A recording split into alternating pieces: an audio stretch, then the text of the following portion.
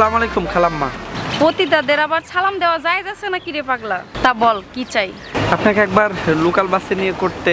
থাম, আর তোকে বলতে হবে না, আমার যা বুঝার আমি বুঝে গেছি।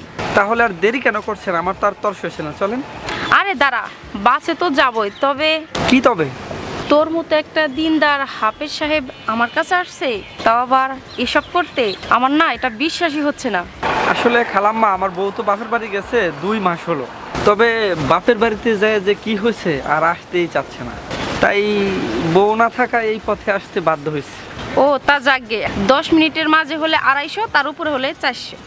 ঠিক আছে, চলেন। ঠিক আছে, যেটা বলছিস সেটা কিন্তু মাথায় রাখিস। 10 মিনিটের মাঝে হলে 250, তার উপরে হলে 400। তাহলে চলেন ভিতরে। আরে দাঁড়া দাঁড়া দাঁড়া, আমার দিবি, চল।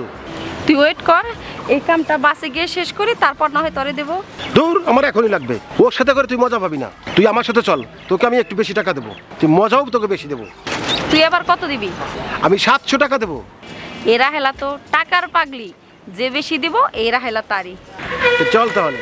দাঁড়ান, আমি আপনাকে পুরো 5000 টাকা দেবো। বলিস কি? 5000 দিবি? সত্যি? হ্যাঁ, 5000 দিব, বাসে চলেন।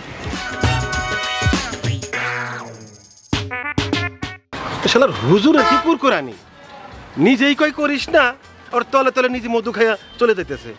শালার হুজুর, আর কিয়ামত হইতে আর বেশি দেরি নাই, আমার মুখের খাবার খাইয়ে নিস। হুজুর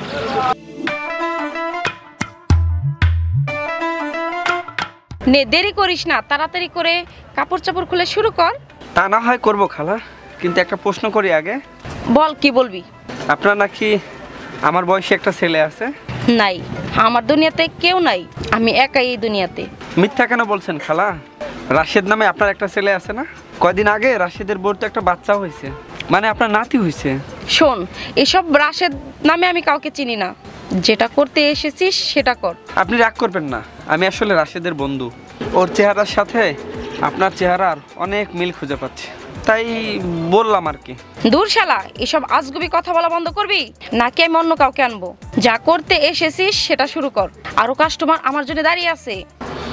নেন, শুরু করি তাহলে। আরে, এটা তুই কি করলি? কি করলাম খালা? ফোনের ক্যামেরাটা চালু করলি কেন? আসলে খালা, আমি ভিডিও করে রাখবো, পরে আমি টোটাল বিষয়টা রাশেদকে নিয়ে দেখাবো।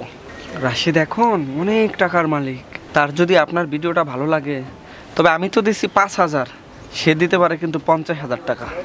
দেখ, তোর সাথে আমার এসব কোনো চুক্তি হয়নি, ভিডিও আমি করতে দেব না। কেন খালা? নিজের সন্তান যদি ভিডিওটা দেখে তাহলে কি আপনি কষ্ট পাবেন? তাহলে একবার ভাবুন তো, যিনি আপনাকে বানিয়েছে তিনি তো সবই দেখেন, তাহলে তার কেমন কষ্ট হচ্ছে যে আপনি এই পেশায় আসছেন। তুই আমাকে কি বোঝাতে চাচ্ছিস, খুলে বল তো। বলছি খালা, আসলে আমি এখানে আপনার সাথে খারাপ কিছু করতে আসিনি, আমি আপনাকে এটা বলতে এসেছি, আমার মতো আপনার একটা ছেলে আছে, আপনি তার কাছে চলে যান, এই পথ থেকে বের হয়ে আসেন। এই পথটা অনেক খারাপ খালা, এই পথে দুনিয়াতেও শান্তি নেই, পরকালেও শান্তি নেই। তোর বলা শেষ হয়েছে? আরে, এ কাজ আমি করছি দেখে আজ আমি পাপী হয়ে গেছি, সেটা মানলাম, কিন্তু যে আমাকে পাপী বানালো সে কি পাপী হয়নি? তুই কোন ছেলের কাছে আমাকে যেতে বলছিস? যে ছেলে বউয়ের কথা শুনে আমাকে বাড়ি থেকে বের করে দেয় তার কাছে? আরে, আমি রাহেলা এই পথে ইচ্ছা করে নামিনি রে, যখন বাড়ি থেকে বের করে দিল, খোদার জ্বালা সহ্য না করতে পেরে এই পথে নামছি। যদি আজকে আমি আল্লাহর কাছে পাপী হয়ে থাকি, তবে আমার থেকে বড় পাপী কে জানিস? আমার আপন ছেলে। খালা, পাপীদের ক্ষমা করতে আল্লাহ তাআলা অনেক পছন্দ করে, সময়ের সাথে সাথে মানুষ পরিবর্তন হয়। আজ আপনার ছেলে তার ভুল বুঝতে পেরেছে। আপনি তো মহান মা, যেই সন্তান আপনাকে বিরক্ত করত সেই বাড়িতে আপনি ফিরেও যান নাই। আপনি চেয়েছেন আপনার সন্তান সুখে থাকুক, কিন্তু আপনার কষ্ট হোক। আপনার ছেলে আজ আপনাকে নিতে এসেছে। খালা, চলেন।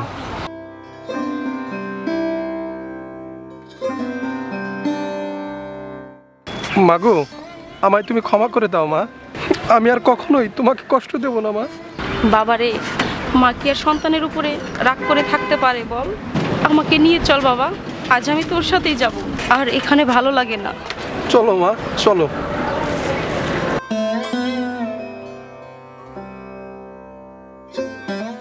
বন্ধুরা, আমাদের এই ভিডিওটি ভালো লাগলে অবশ্যই একটি কমেন্ট, একটি শেয়ার করে জেবি টেলিভিশনের পাশেই থাকবেন। আমাদের চ্যানেলের নতুন নতুন ভিডিও পেতে ফেসবুক পেজটি ফলো করুন এবং আমাদের ইউটিউব চ্যানেলটি সাবস্ক্রাইব করুন।